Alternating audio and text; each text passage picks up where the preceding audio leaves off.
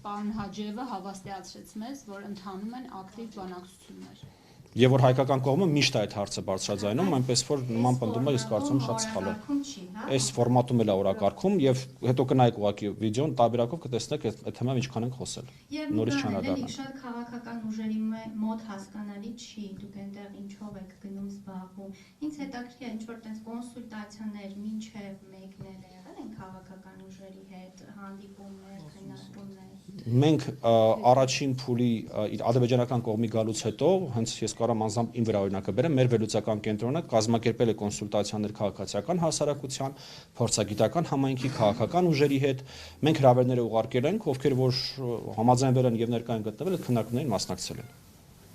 Համեցեք։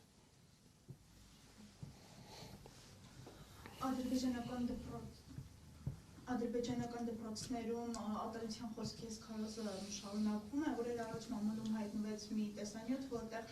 դպրոցներից մեկում աշակերտները ներկայացման ժամանակ բեմադրում են, թե ինչպես են հային բերման ենթարկում եւ նրանց ստիպում ասել Ղարաբաղն Ադրբեջան է։ Ձեր հանդիպման ժամանակ նման դեպքերի բացառման ուղղված քննարկումներ ունեցել եք։ Բնականաբար, ես եթե նկատեցիք նախորդ հարցին պատասխանելիս նման միտք արտահայտեցի, որ կան 3 փուլերով կատարվելիք խնդիրներ միմյանց նկատմամբ դեհումանիզացիան եւ ատելությունը դադարեցնելու ուղղությամբ։ Կան 3 խումբ՝ կարճաժամկետ, միջնաժամկետ, երկարաժամկետ խնդիրներ։ Դպրոցը ընդհանրապես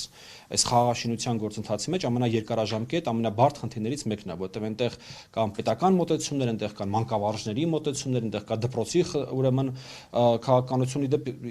երևի գաղտնիք չեմ բացառի, որ դպրոցները եւ ամենաինքնավար մարմիններից մեկն են ընդհանրապես աշխարհում։ Ես եթե ճիշտ եմ հիշում, Հայաստանի վարչապետներից մեկը մի անգամ բաներ միտք էր ասել, որ ինքը կերազեր այնքան իշխանություն Հայաստանում, ինչքան դպրոցի տնօրենը ունի դպրոցում։ Իսկն դրանք այո, այդ խնդիրները կան, մենք այդ խնդիրների մասին ես երաշխավորում եմ, որ բարձրաձայնում ենք, մի անգամ չի, որ բարձրաձայնել ենք, ընդ որում նաև շատ ավելի համակարգային եւ կներեք լուրջ խնդիրների մասին ենք խոսել, քան մի հատ դպրոցական ներկայացումը, խոսել ենք դասագրքերի մասին, խոսել ենք մեթոդաբանության մասին, խոսել ենք արմենոֆոբիա, ինստիտուցիոնալացված արմենոֆոբիայի մասին, այդ բնականաբար այդ բոլոր հարցերը բարձրաձայնվում են եւ նույնիսկ եմ ուզում կրկնել, կան երկարաժամկետ լուծում նախատեսող խնդիրներ եւ որոնք նաեւ ենթադրում են որոշակի կոորդինացիա կողմերի մեջ,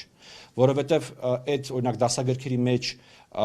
իդեալական տարբերակը նա է, որ երկու երկրների միջև լինի որոշակի ներդաշնակեցում, թե անցած պատմությունը, անցնող պատմությունը ինչպես է լուսաբանվում, դա իդեալական տարբերակն է, դա իսկապես ուրեմն կոնֆլիկտի հաղթահարման ուղղությամբ մարդկանց ուղեղներում մարդկանց ուրեմն, չգիտեմ, կենցաղում կոնֆլիկտի հաղթահարման իդեալական տարբերակը դա է, բայց դա ճանապարհը, որը դեռ պետք է հասնենք այդտեղ, ես կարծում եմ։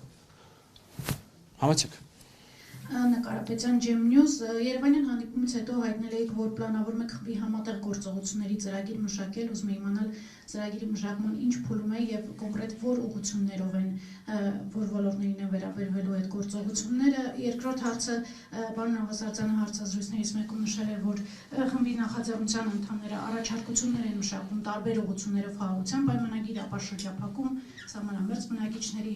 երկխոսություն եւ այլն։ Այս առաջարկությունները արդյոք միայն մշակվում են, թե դրանք օրինակ ներկայացվել են Հաջիևի հետ հանդիպման ժամանակ կամ որևէ պաշտոնյայի, թե ոչ։ Առաջին հարցի վերաբերյալ ուրեմն պետք է նշեմ, որ ինչպես նշեցի պրոյեկտները, որոնք որ մենք քննարկել ենք դեռևս Երևանում Բաքվի այցի ընթացքում ըստ էության վերջնական փուլ են մտել քննարկումների տեսանկյունից եւ մոտ ապագայում դուք կտեսնեք առաջին քայլեր այդ պրոյեկտների իրականացման վերաբերյալ պարոն Նավասարդյանը նշեց այն ուղղությունները, որոնցով որ այդ պրոյեկտները մենք նախատեսել ենք մեդիա, փորձագիտական ուրեմն աշխատանքներ, այլ խմբերի ներգրավում եւ այս ֆորմատի ընդլայնում, ինչ վերաբերում է ձեր երկրորդ հարցին, պարոն Նավասարդյան, կարձագանքեք։ Դե կա որոշակի հերթականություն քայլերի։ Ես ձեզ ասեմ, պարտադիր չի, որ այն ինչ որ մենք նախատեսում ենք, այս այն նախաձեռնության շրջանակներում է զարգանալու։ Օրինակ նոյեմբերի վերջին Երևանի եւ Բաքվի մամուլի ակումբները մի քանի փաստաթղթեր են պատրաստելու, որոնք առաջարկություններ են, ռեկոմենդացիաներ են լրատվամիջոցների համար։ Թե ինչքանով դա կտարածվի, ով կընդունի, ով չէ, դա հետագա աշխատանքի համար է։ Բայց որ հիմքերը մենք ներկայացնելու ենք, ինչպես կարելի է աշխատել լրատվամիջոցներում, որպեսզի ոչ մի բան չթաքցնելով միևնույն ժամանակ մենք չգրգռենք մեր հասարակություններին, դա մեր քաղաքականությունն է, մեր կազմակերպությունների։ Եվ մենք դա փորձելու ենք հնարավորինս ներկայացնել նաև այս նախաձեռնության շրջանակներում։ Ես կուզենայի անդրադառնալ նաև այդ կրթական համակարգին, մեր գործընկերներից մեկը Ադրբեջանում այդպես թևավոր խոսք ունի, ասում է, որ կոնֆլիկտը սկսվել է կրթական համակարգից եւ ավարտվելու է կրթական համակարգով։ Այսինքն, քանի որ պահպանողական է կրթական համակարգը եւ պարոն Քոչինյանը նույնպես դա ակնարկեց, դա երևի դեռ այնտեղ հաջողությունների եւ լուծումների մենք կհասնենք ամենավերջում։ Բայց այլ ոլորտներում ես կարծում եմ, որ զարգացումներ կարող են լինել եւ արդեն իսկ լինում են։ Մենք օրինակ չենք բացառում, որ առաջին անգամ երկկողմանի փորձագետների համաժողով կարող է լինել մոտակա ամիսներին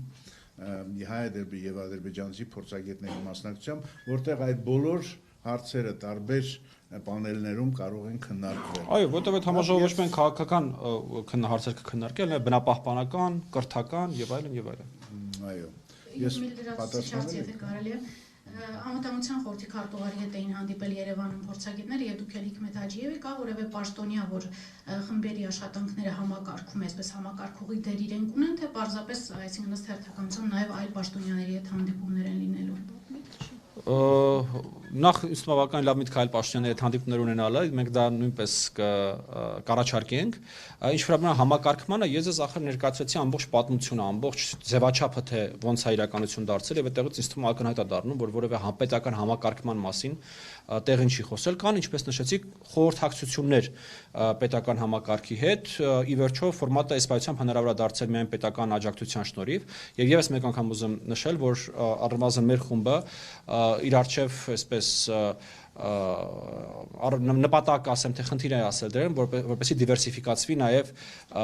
ֆինանսական հոսքերը աջակցության հնարավորությունները, որպեսզի այս ամեն ինչը չլինի միայն պետական բյուջեների հաշվին։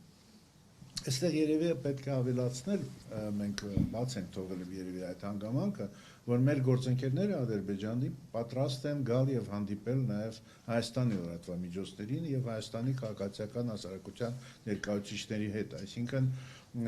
դուք համոզվելու եք, որ այն ինչ որ մենք ենք ձեզ ասում, իրոք օրակարգային հարցեր են մեր քննարկումների ժամանակ եւ փոխադարձաբար նաեւ մենք պատրաստ ենք խոսել ադրբեջանական հասարակության տարբեր շերտերի հետ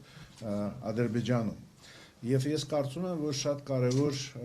բեկում է այս մեր փոխադարձ այցելությունները, չնայած ինձ համար դա արդեն 5-րդ այցելությունն էր Բաքվի կոնֆլիկտից հետո,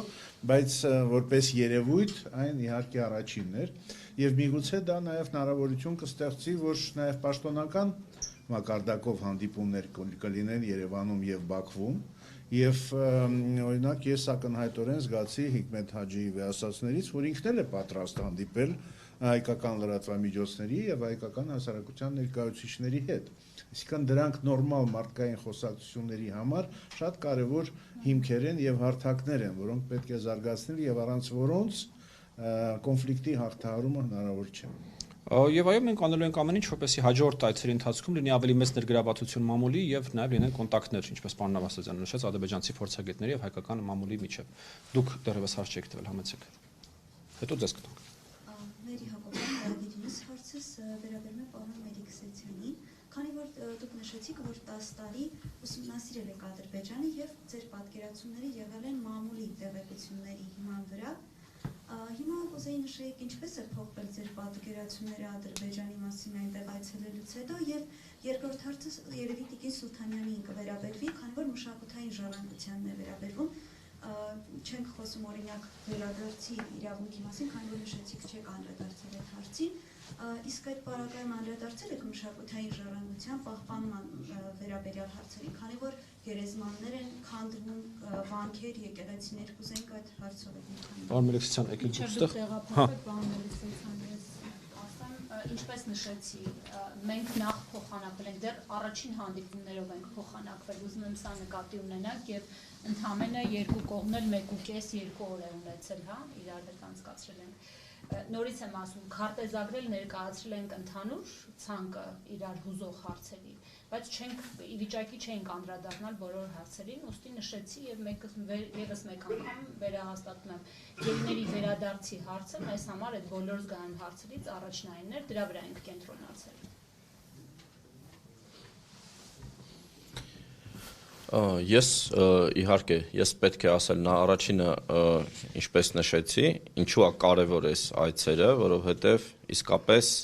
մի բան է դու տեղեկատվական դաշտից իմանաս ինչ որ նյութեր, հա, մյուս բանը որ քո աչքերով տեսնում ես երկիրը, տեսնում ես նմանությունները,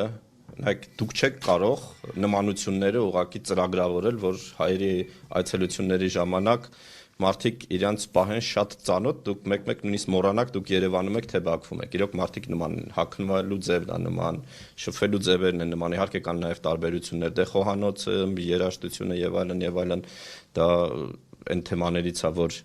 նույնպես չի քննարկվում։ Մի բան է դա իմանալ ուղղակի որպես վերացական, մյուս բան է տեսնել հասարակություն, որ շատ նման է մեզ, հարցեր կա նման չէ ու միաժամանակ այդ քաղաքում ահռելի ադրբեջանական դրոշ է, հա, դու մոռանում ես մի պահ, որ ինչ երկրում ես գտնվում ու մի պահ դու հասկանում ես, որ ինչ երկրում ես գտնվում։ Երկրորդը ես կարծում եմ մեր Հայաստանի, հատկապես Երևանի, նաև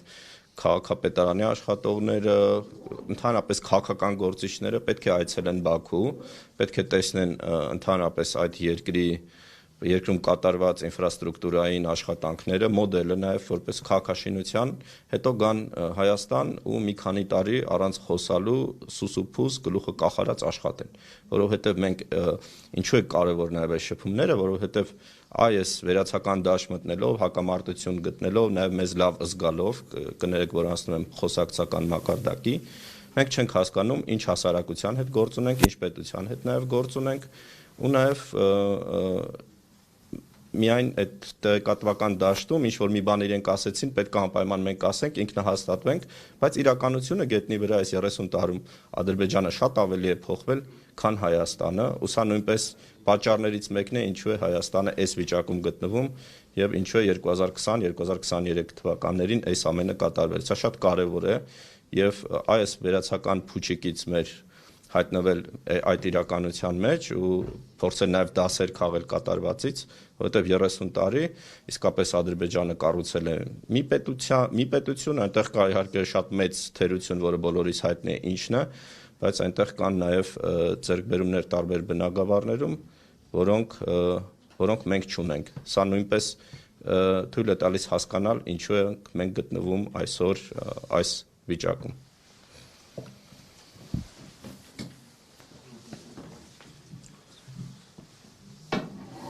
Մինչև դուք հարցը տաք, ես մի օրինակ եմ ուղղակի ուզում բերեմ պարոն Մելիքսյանի, ասացի, որ ասես թե ինչ Աշճանի այնտեղ կեն ցաղային նմանություններ բաներ կա։ Ամենահաճախ եւ սա բոլորիս մոտ այդ բանն էր, որ հեռախոսով որ խոսում են, որ վերցնում զանգը վերցնում են, չէ՞, այդ հա բրատ, ասենց այդ որ ասում են հա բրատ, հենց քեզ թվում է ինչ որ տենց կողքի հետ հայեր են այդ բանին, էլի, որովհետեւ այնքան նմանություններ կան այդ առումով, որ նույնիսկ զարմանալի էր, համեցեք։ Ունելիք Սվարյան, հանրային ռադիո, պարոն Նավարսարդյանը կարծեմ իր խոսքում ասաց, որ եղել են հարցեր,